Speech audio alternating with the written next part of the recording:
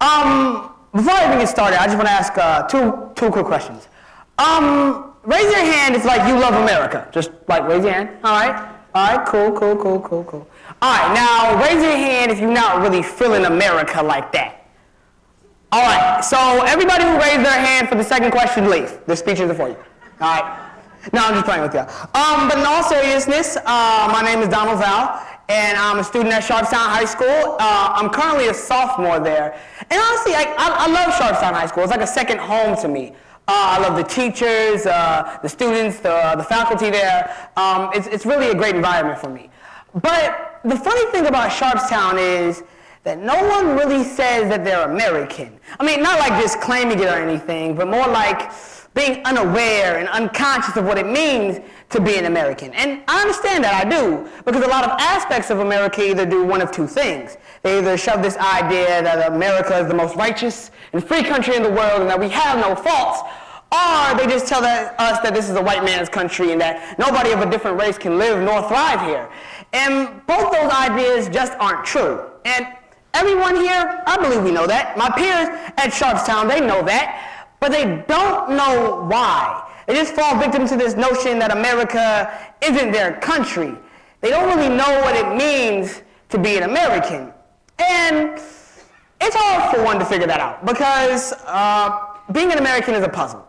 Like, you never really know what the big picture is going to look like until you piece it together one piece at a time. Unlike an actual puzzle where you can just like look at the box and then like go at it from there, from the big picture. But there's no box to be an American. Like, all we have is the pieces, and we have to see what goes and fits together.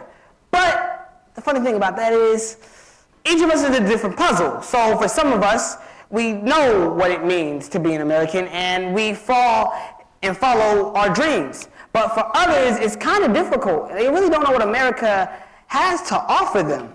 And I understand that. Actually, over the summer, I went to an international youth poetry competition called Brave New Voices in Philadelphia. And there, I met a lot of amazing poets, young poets from all around the world, and I heard a lot of great poems. I also heard a lot of America poems, and mainly they were criticizing America. Actually, when I think about it now, none of them said anything good about America. And in a sense, I was kind of offended because I was like thinking, like, how could these kids be so disgruntled with a country that I thought was the best country in the world? I mean, I started to realize that these kids didn't necessarily reject America, but in turn felt like they were rejected from America. So if you feel like you're rejected from something and you never really got to see what it's truly about, you can never see the bliss inside of it. And it's not that these kids were delinquents or that America was evil. It was just the misunderstanding of one another and the bad history between the two. And so it really it creates an idea that America isn't their country when people have this. Me growing up as a black boy on the west side of Indianapolis, I was always told that America wasn't my country, that it was a white man's land, and that there was no place for me inside of America. The only thing America wanted to see me do was either die or be in jail. Those were the only two options for me growing up. Then me having a really Afrocentric mother and an entrepreneur as a dad, it really made me think, I'm like, these aren't the only two options. I could do better for myself in America. But then on the flip side, me only seeing a low-income neighborhood that was crime-ridden and full of African Americans, it was hard for me to reject those options either. So what I did was I started to resent America for its political exploitation, its bad history, its disenfranchisement of my people. I surrounded myself with people who saw America the same way I did, that it was a corrupted, stolen land, and there was no place for me in it. So I just stayed inside of that box, not moving from it. I accepted it as it was, that America wasn't my country, that I could never succeed inside of the United States. Then one day, I had an epiphany, that everything I wanted a country to be was inside of the United States of America. I mean, the food, the music, the culture, the unity, all of it was inside of the United States. And I never would have been granted these opportunities if it wasn't for the great organizations that showed me what America was about, like the King's Compass, and Grab the Mic at Sharpstown High School, and Metaphor Houston. I started to comprehend more and more that America was a country made for everyone. And honestly, even though America has an abundance of awful things, like political exploitation and racism and classism, chemistry classes and mathematics, we still have to fight for it.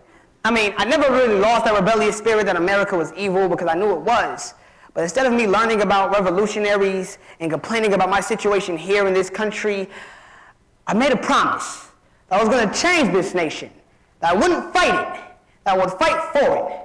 And the things that I fight for every day is my family, my mom, my dad, my brothers D-Trey, Darian, and D'Angelo, my sister, Angelia, my Grab the Mic family, DJ J. Cole, Mr. Jabbar, War and Peace, Mr. T, Willie, Tempest, Dre, Danilo.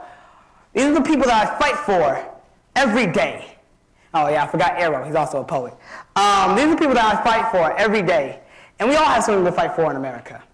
Like sons and mothers, brothers and fathers, sisters, mentors, mentees, students, the future, your community, the world. These are things that we should fight for. Francis Scott Key reminded me that there was a patriot inside of every poet, that it was all right to make things right now. I know what some of y'all are thinking. Probably saying that this kid read way too many Captain America comics. No. It was just me thinking that our wishes for this country can come true without a passing by comment, that we can address our government leaders with all problems and they don't say no comment. A country where we can start dreaming in full color, not just in black and white or red and blue, but inside of a spectrum where everyone is seen, because we are divided inside of a nation where the first word in its name is united. And I understand that no country is ever flawless. But since I call this nation home, I'll work my ass off to make their flaws less. See, most of the time when I tell people this, they just laugh and say, Donald, have you ever read up on America's past? I respond by saying, yes, I have, and I embrace it with open arms, because today I can't afford my nation to crumble over history, because I won't fight my homeland over my skin color, because I'm an American before I am black, and I'm a patriot before I'm a revolutionary, so I'll not fight my country, I will fight for it. And I understand that America has a lot of atrocities, but those won't be forgotten or taken in vain either. I will fight for this country until the day that I die, with a star on my chest, eagle perched on my shoulder, with its flag draped off of my back, drinking a big-ass soda, eating a supersized Big Mac, because that is the American way. Change courses through our veins like this red, white, and blue. So I pledge allegiance to this flag of the United States of America and to the republic for which it stands, one nation, under God, indivisible, with liberty and justice for all. And that liberty is for every man, woman, and child that has ever dreamt of being free. Thank you.